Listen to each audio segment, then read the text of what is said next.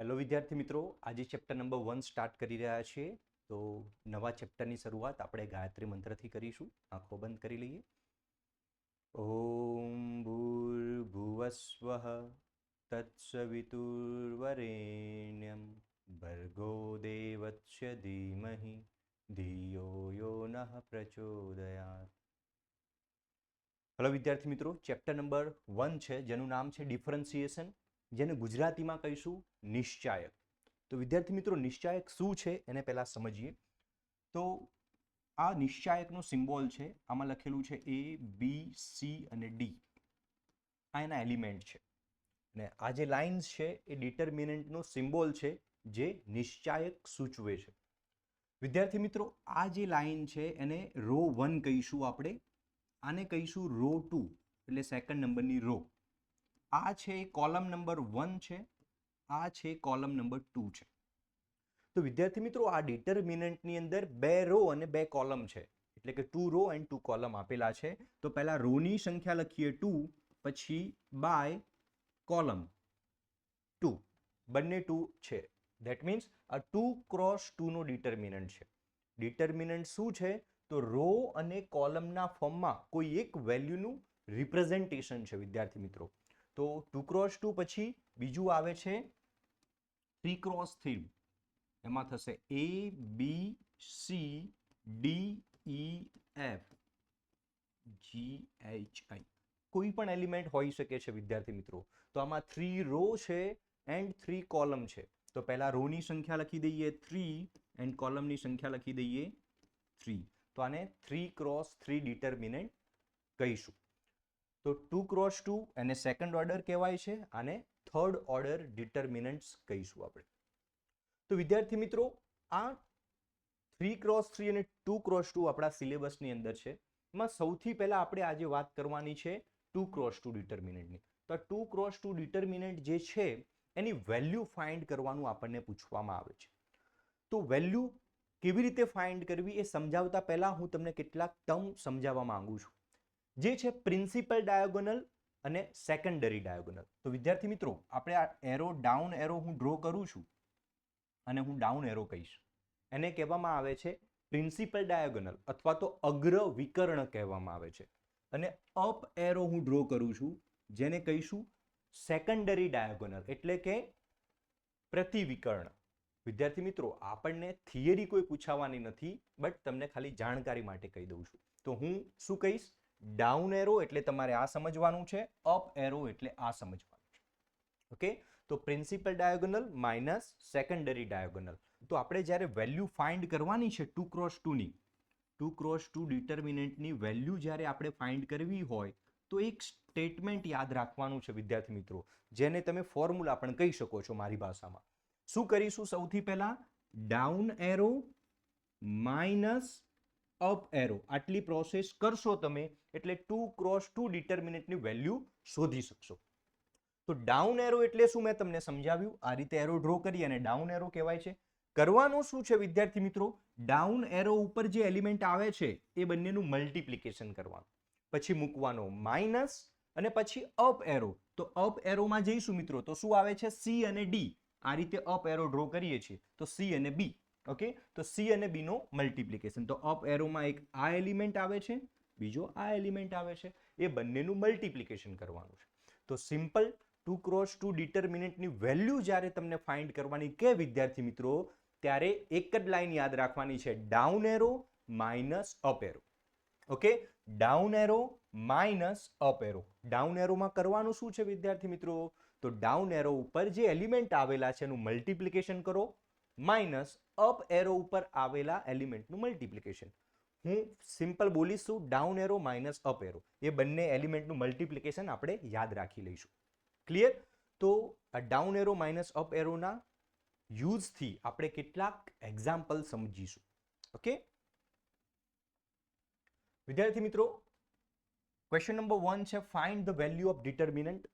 એમાં ક્યાંય 2 ક્રોસ 2 લખેલું નથી, બટ આપણે જોઈ શકીએ છીએ કે આ 2 ક્રોસ 2 ડિટર્મિનન્ટ છે.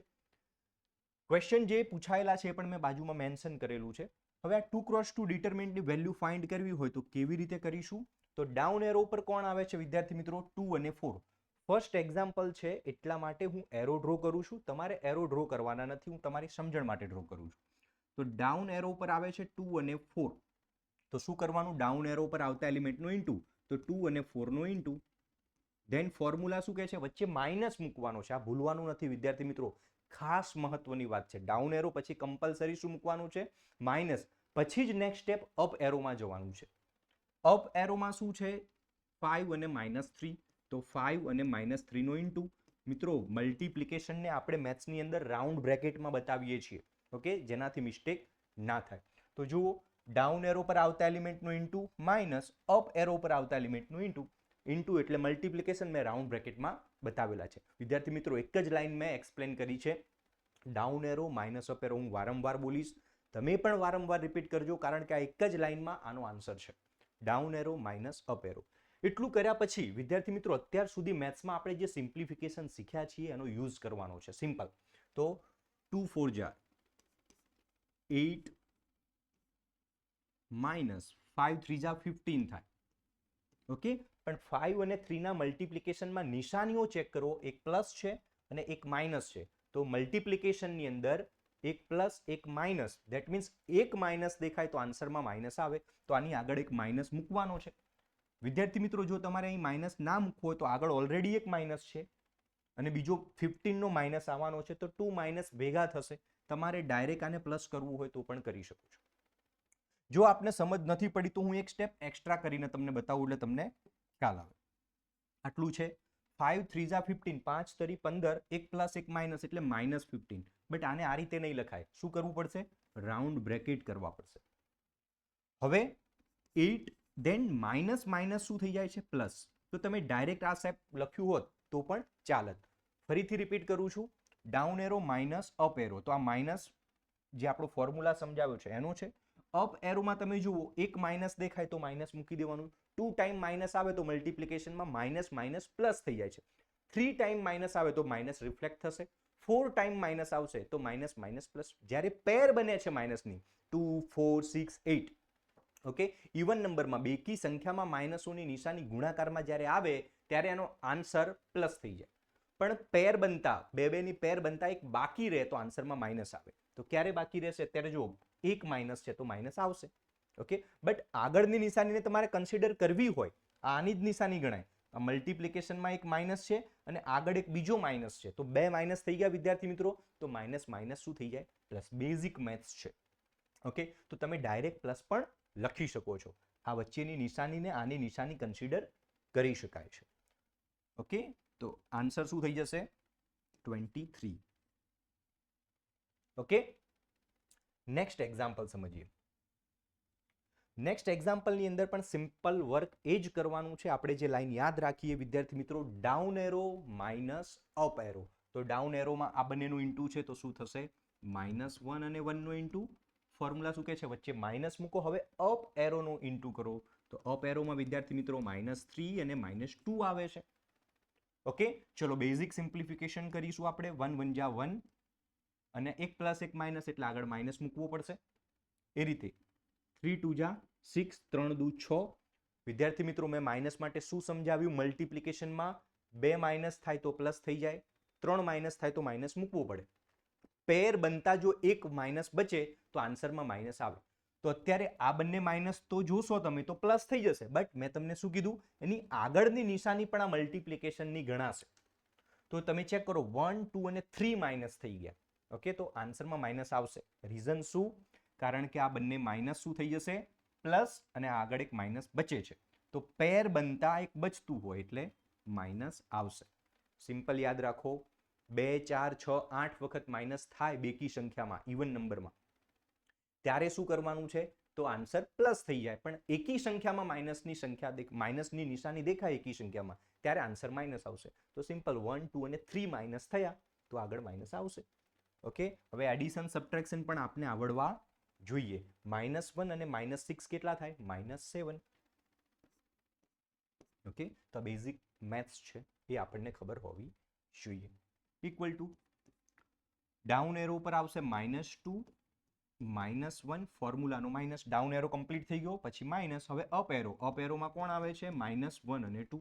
આ ડાઉન એરો છે ઓકે, અને આ અપ એરો છે. તો વિદ્યાર્થી મિત્રો ડાઉન એરો અને અપ એરો કયો કહેવાય પહેલા તો એ આપણને સમજ હોવી જોઈએ, નહીં તો વેલ્યુ મૂકવામાં મિસ્ટેક થશે. ચલો વિદ્યાર્થી મિત્રો, હવે શું થશે? 2 × 1, 2 1 જા 2, કેટલા માઇનસ છે? 2. ઓકે, તો પેર બની જાય છે વિદ્યાર્થી મિત્રો, એટલે આન્સર પ્લસ. 2 1 જા 2 થઈ ગઈ પેર. એક આ માઇનસ છે ને આગળનો પણ એનો જ માઇનસ કન્સિડર થશે, એટલે plus. So answer is equal two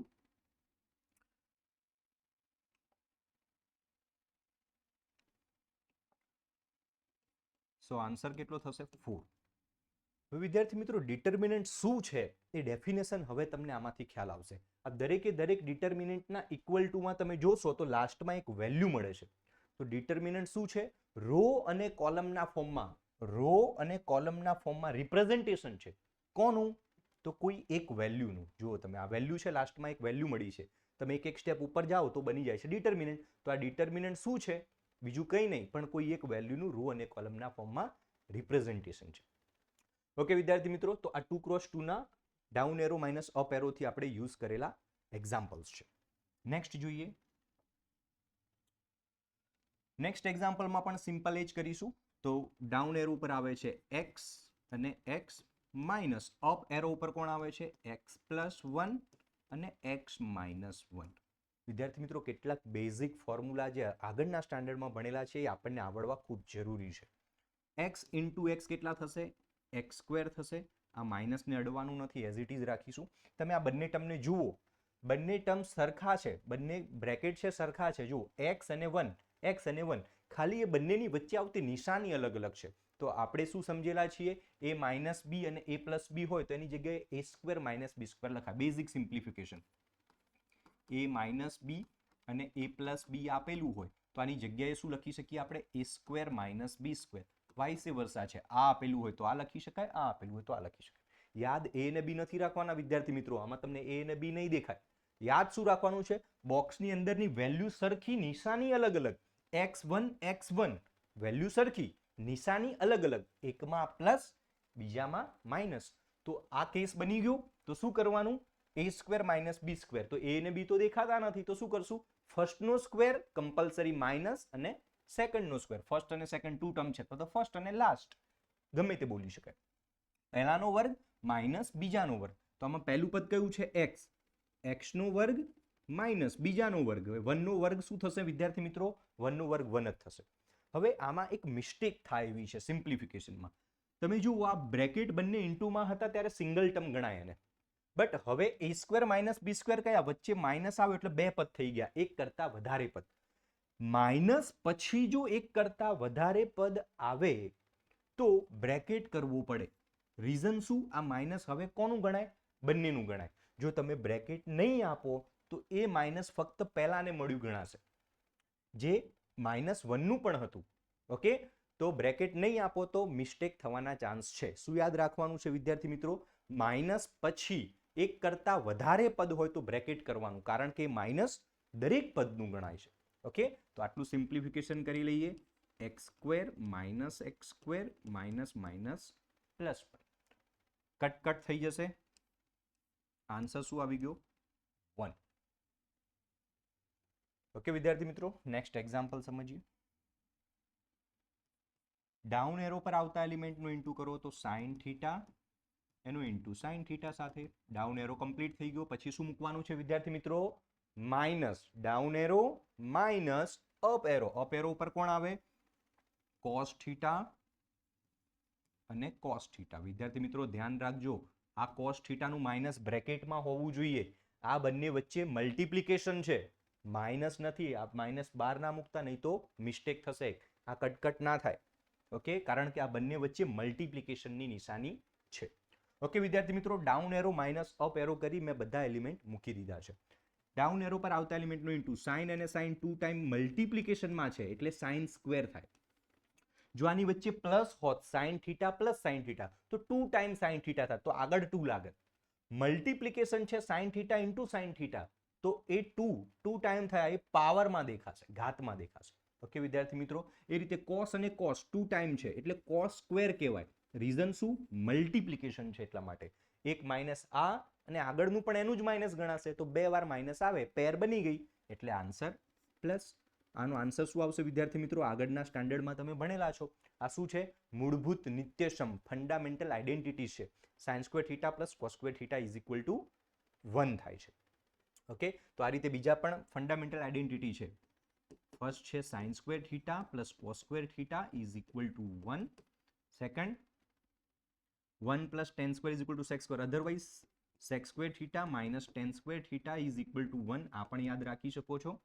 અને cosec square theta minus cot square theta is equal two પણ શું છે? 1. આ મૂળભૂત નિત્યસમ છે. આનો યુઝ કરીને ગમે તે એક્ઝામ્પલ પૂછાઈ શકે છે. તો વિદ્યાર્થી મિત્રો, આ એક્ઝામ્પલ એવું જરૂરી નથી કે તમારી એક્ઝામમાં કમ્પલસરી આ જ ક્વેશ્ચન દેખાય. જો તમે પેટર્ન મેં જે સમજાવી, down arrow minus up arrow, આ પેટર્ન જો તમને ખબર હશે તો કોઈ પણ એક્ઝામ્પલ તમે સોલ્વ કરી શકશો. હા, કન્ડિશન એક કે આગળના સ્ટાન્ડર્ડમાં ભણેલું બેઝિક મેથ્સ તમને આવડવું જોઈએ. લાઈક આ ફોર્મ્યુલા છે અને એડિશન, સબટ્રેક્શન અથવા તો મલ્ટિપ્લિકેશન. તો એ બેઝિક જો તમે જાણતા હશો તો તમે ઇઝીલી કોઈ પણ ક્વેશ્ચન ટ્વિસ્ટેડ ક્વેશ્ચનને સોલ્વ કરી શકશો. ઓકે વિદ્યાર્થી મિત્રો, નેક્સ્ટ એક્ઝામ્પલ સમજીએ. નેક્સ્ટ એક્ઝામ્પલ જેમાં પણ શું કરીશું? Down arrow minus up arrow, 5 minus √2 એનો ઇન્ટુ 5 પ્લસ √2 સાથે. ડાઉન એરો કમ્પ્લીટ થઈ ગયો. માઇનસ અપ એરોમાં કોણ આવે છે? 2 પ્લસ √5 અને 2 માઇનસ √5. તો down arrow minus up arrow થયા પછી સિમ્પ્લિફિકેશન કરો તો આગળ વિદ્યાર્થી મિત્રો સમજાવ્યું એના જેવું જ થયું. બોક્સમાં રહેલી વેલ્યુ સેમ છે, 5 √2 5 √2, નિશાની અલગ અલગ છે. તો શું કરવાનું? આગળ સમજાવ્યું હતું a square minus b square. તો a ને b તો નથી, તો શું બોલવાનું? પહેલા પદનો સ્ક્વેર માઇનસ બીજા પદનો સ્ક્વેર. તો ફર્સ્ટ ટર્મનો સ્ક્વેર 5 નો સ્ક્વેર કેટલો થાય? 25 માઇનસ √2 નો સ્ક્વેર કેટલો થાય? 2. વિદ્યાર્થી મિત્રો, થોડું જે સ્ટેપ મેં ડાયરેક્ટ કર્યું છે તમને ના ખબર પડે તો એક સ્ટેપ વધારે કરી શકો છો. શું થશે? 5 નો સ્ક્વેર માઇનસ √2 નો સ્ક્વેર. ઓકે, એટલું કરીને તમે પછી નેક્સ્ટ સ્ટેપમાં લખી શકો છો. ચલો શું કરીએ? આને લખીશું a સ્ક્વેર એટલે 5 નો સ્ક્વેર માઇનસ √2 નો square. a square minus b square પતી ગયું. ઓકે, આને બ્રેકેટ કરવું કારણ કે આ ડાઉન એરો વાળો કેસ હતો. Minus up arrow. કેમ માઇનસ કરીને બ્રેકેટ કરવાના છે વિદ્યાર્થી મિત્રો? મેં તમને આગળ એનું રીઝન આપી દીધું. કારણ કે હવે માઇનસ પછી અત્યારે આ સિંગલ ટર્મ કહેવાય, મલ્ટિપ્લિકેશનમાં છે. હવે આમાંથી 2 ટર્મ બનવાના છે કારણ કે a square minus b square કરીશું. આગળ જે સમજાવ્યું ને મેં ફોર્મ્યુલા એ પ્રમાણે, a પ્લસ b અને a માઇનસ b હોય તો પહેલા પદનો સ્ક્વેર માઇનસ બીજા પદનો સ્ક્વેર. ઓકે, તો હવે કેટલા પદ થઈ ગયા? સિંગલમાંથી 2 ટર્મ થઈ ગયા. તો માઇનસ પછી મલ્ટિપલ ટર્મ હોય તો એ માઇનસ બંનેનું કહેવાય. તો શું કરીશું? બ્રેકેટ આપીશું. તો જ આપણને નેક્સ્ટ સ્ટેપમાં યાદ રહેશે કે આ બંનેને આપવાના છે. ઓકે વિદ્યાર્થી મિત્રો, હવે સિમ્પ્લિફાઈ કરી દઈએ. 5 નો સ્ક્વેર 25. આ વર્ગ અને વર્ગમૂળ ઉડી જાય. આ વર્ગમૂળ છે અને આ વર્ગ છે, ઉડી જાય તો બચે શું? 2 માઇનસ 2 નો સ્ક્વેર થઈ જશે 4. 5 નું સ્ક્વેર સ્ક્વેર રૂટ કટ થઈ ગયું એટલે બચી ગયા 5. બેઝિક સિમ્પ્લિફિકેશન છે. 23 બચશે. આમાં બચશે 4 માંથી 5 જાય. ઓકે, તો -1 બચે વિદ્યાર્થી મિત્રો. ઓકે, આન્સર શું થઈ જશે? Minus minus plus. તો answer is equal to 24. Next છે 7 નંબર. સિમિલર વસ્તુ, down arrow minus up arrow. એક જ મેથડ ચાલી રહી છે વિદ્યાર્થી મિત્રો. 2x2 ડિટર્મિનન્ટની વેલ્યુ કેવી રીતે શોધવાની? તો 2x2 ડિટર્મિનન્ટમાં down arrow minus up arrow કરવાનો છે. તો ડાઉન એરોના એલિમેન્ટનું ઇન્ટુ કરી દઈએ, માઇનસ અપ એરો પર આવતા એલિમેન્ટનું ઇન્ટુ કરી દઈએ. Clear? Down arrow minus up arrow પૂરું. હવે સાદું રૂપ આપવાનું છે. તો વિદ્યાર્થી મિત્રો, આ જોઈને થોડું કન્ફ્યુઝન લાગે, બટ જો તમે બેઝિક રૂલ જાણતા હશો તો તમને ખ્યાલ આવશે. આ બેઝ છે અને આ એક્સપોનન્ટ છે, આધાર છે અને આ ઘાતાંક છે. તો આ બંને જેનું ઇન્ટુ કરવાનું છે એનો બંનેનો આધાર સરખો છે તો ઘાતોને સરવાળો થઈ જશે. એક્ઝામ્પલ હું તમને આપું. શું છે આ બેઝિક? શું છે એ સમજી લઈએ. જ્યારે તમને x² ઇન્ટુ x³ આપેલું હોય તો બેઝ સરખો છે, આધાર સરખો છે x, તો ઘાતોનું શું થાય? સરવાળો. બેઝ એક જ વખત લખવાનો ને ઘાતોનો સરવાળો. આને સિમ્પ્લિફિકેશન કર્યું કહેવાય. 2 ટાઈમ x નથી લખ્યા. ઓકે, x વાળા ટર્મ 2 ટાઈમ છે ઇન્ટુમાં, તો શું કર્યું? એક જ વખત લખ્યું અને પાવરનું એડિશન. સેકન્ડ રૂલ શું છે? x cube by x square આવું આપેલું હોય તો શું થઈ જાય? x ની 3 - 2. ભાગાકારમાં આધાર સરખો x છે બંનેમાં, તો ઘાતોની બાદબાકી થશે. ડિવિઝનમાં બેઝ સેમ, તો એક્સપોનેન્ટનું સબટ્રેક્શન થાય છે. ઓકે વિદ્યાર્થી મિત્રો, તો આ યાદ રાખજો. આ ખાલી જાણકારી માટે છે, તમારે એક્ઝામ્પલમાં લખવાનું નથી. તો આ કેસમાં બેઝ સરખો છે તો એક્સપોનેન્ટ જે છે એનું એડિશન થશે. તો e સિંગલ ટાઈમ લખીશું 2x નું એડિશન થશે કોની સાથે? -x સાથે. બંનેની પાવરનું એડિશન કર્યું છે, પણ માઇનસ હતું એટલા માટે મેં બ્રેકેટ કર્યું. ઓકે, નેક્સ્ટ સ્ટેપમાં આ પ્લસ માઇનસ માઇનસ થવાના છે. ઓકે, -1 ને e⁻x સાથે ઇન્ટુ કરો તો e⁻x જ બચે. e⁻2x પ્લસ માઇનસ -x, આમાં e⁻x આપેલા છે. 2x માંથી સિંગલ x માઇનસ કરો મિત્રો તો e⁻x જ બચે. બાજુમાં માઇનસ e⁻x તો હતા જ, પ્લસ માઇનસ કટ થઈ ગયા. e⁻x પ્લસ છે, e⁻x માઇનસ છે. એડિશન સબટ્રેક્શનમાં બધું ઉડી જાય તો શું જવાબ લખીએ છીએ આપણે વિદ્યાર્થી મિત્રો? 0. મલ્ટિપ્લિકેશન ડિવિઝનમાં બધું કટ થઈ જાય તો આન્સર શું લખત? 1. અત્યારે એડિશન સબટ્રેક્શન વાળું કેસ હતો, કટ થયું એટલા માટે આન્સર શું લખી દીધો? 0. ઓકે, છે ને વિદ્યાર્થી મિત્રો એકદમ ઈઝી. Example number 8. આ એક્ઝામ્પલ તમે વિડીયો સ્ટોપ કરી અને જાતે ગણવાનો ટ્રાય કરજો. આની અંદર ફંડામેન્ટલ આઈડેન્ટિટીનો યુઝ કરેલો છે. વિદ્યાર્થી મિત્રો, એક્ઝામ્પલ તમે જાતે ટ્રાય કરશો તો કંઈક કન્ફ્યુઝન થશે, પછી વિડીયો જોશો તે કન્ફ્યુઝન સોલ્વ થઈ જશે. ઓકે, તો થોડા એક્ઝામ્પલ જાતે ટ્રાય કરશો તો તમારા કોન્ફિડન્સ લેવલને એ અપ કરશે. તો વિડીયો સ્ટોપ કરો અને આ એક્ઝામ્પલ જે છે એને જાતે ગણવાનો ટ્રાય કરો અને પછી એને મેચ કરી લેજો. ચલો વિદ્યાર્થી મિત્રો, તો સોલ્વ કરીએ એક્ઝામ્પલ. ડાઉન એરો પર આવતા એલિમેન્ટ છે sec થીટા અને sec થીટા, તો બંનેનું ઇન્ટુ કરી દીધો. ફોર્મ્યુલા શું કહે છે? વચ્ચે માઇનસ મૂકો. અપ એરો પર આવતા એલિમેન્ટનો ઇન્ટુ, તો tan થીટા અને બીજો છે -tan થીટા, તો એને પણ બોક્સમાં મૂકવો પડશે. sec થીટા 2 ટાઈમ મલ્ટિપ્લિકેશનમાં આવે તો 2 પાવર ઉપર જાય, sec સ્ક્વેર થીટા થઈ જાય. ફોર્મ્યુલા શું કહે છે? -tan થીટા અને tan theta, tan square theta. વિદ્યાર્થી મિત્રો, હજુ નિશાની મૂકવાની બાકી છે, તો આ એક માઇનસ, આગળવાળું માઇનસ પણ એનું જ ગણાય, એટલે હું ડાયરેક્ટ શું કરી દઉં? પ્લસ. ઓકે, તો આ 2 બને માઇનસ, પેર બને એટલે પ્લસ કરી દેવાના છે.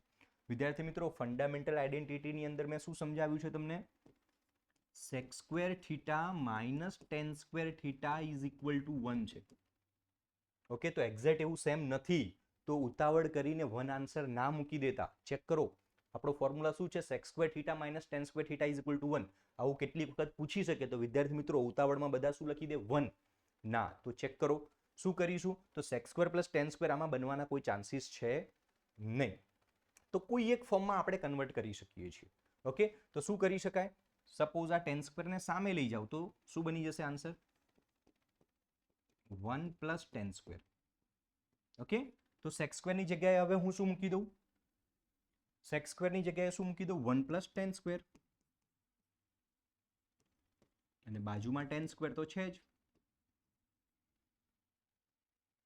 તો tan square plus tan square 2 time tan square થઈ જાય, 1 પ્લસ 2 tan સ્ક્વેર થીટા. આ સિમ્પ્લિફિકેશન છે. તો વિદ્યાર્થી મિત્રો, આ તો મેં tan ના ફોર્મમાં કન્વર્ટ કર્યું.